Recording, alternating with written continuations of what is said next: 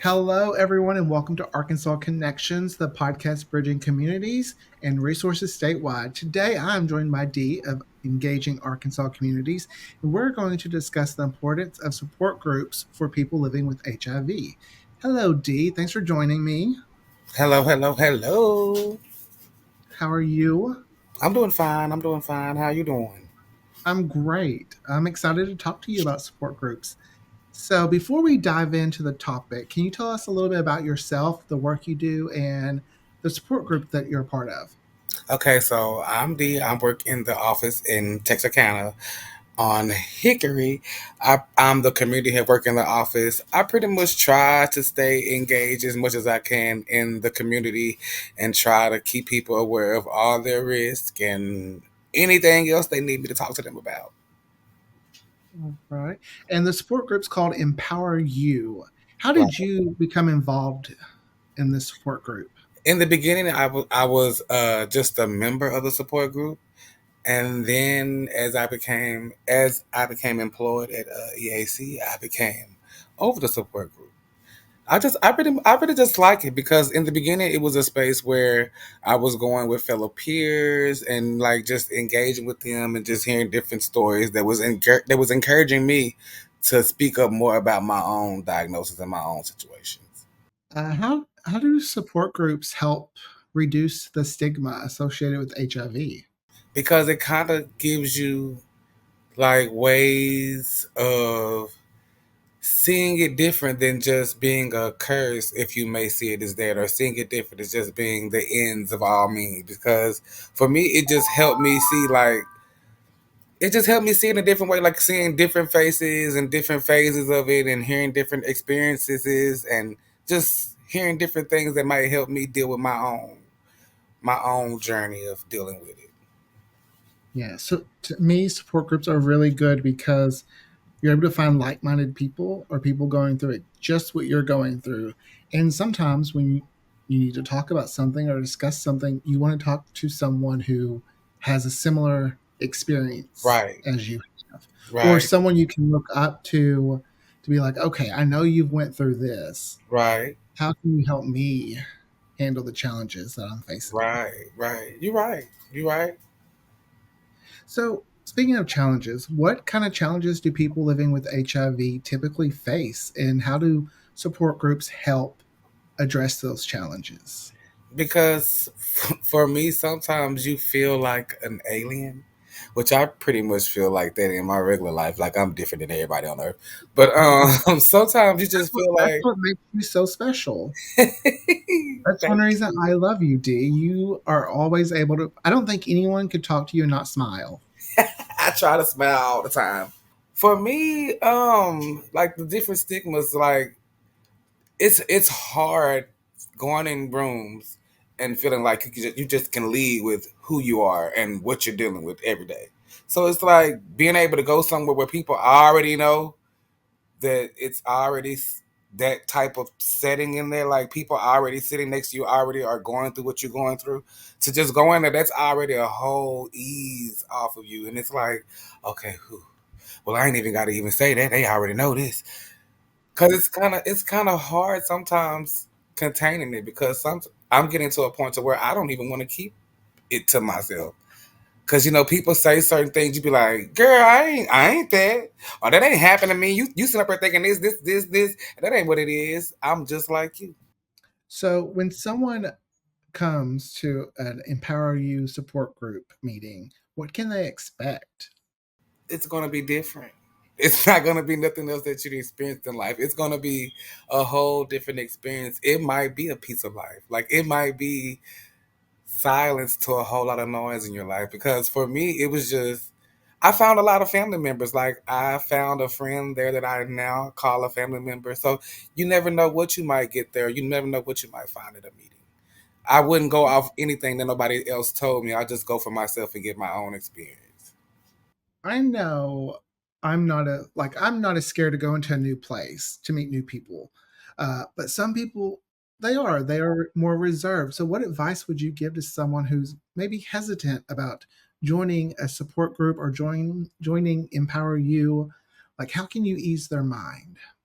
You just gotta stop People got to stop putting shackles or limiting themselves to just the same things every day, because I was one of those people who limited myself and kept myself to a strict schedule, and I wasn't getting a whole lot out of life even though I was getting something.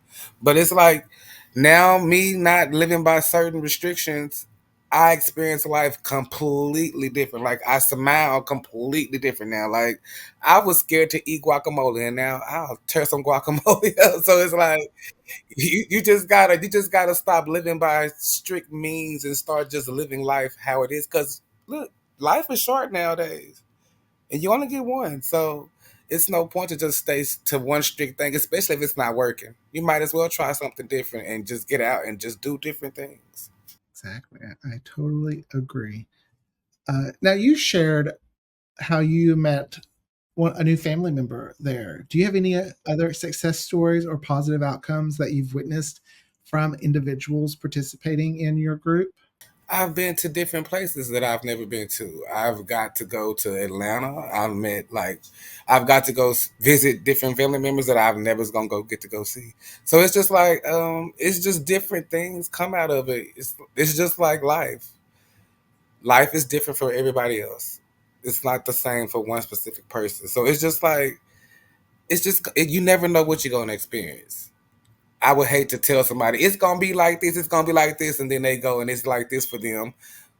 You got to be open to different stuff. So it's just like, I don't know, like people just got to start taking risk and just taking life how it comes. So, what's a typical meeting like? Since you said they're kind of like maybe you just have to. Like one meeting we had an outdoor event where we went for a barbecue in the park, and then another meeting we went to a bowling alley, and then we had game night. So it's just trying to do different things to make people feel like an at home experience or Mm. something like that. Like just something to make people just be engaged and have fun.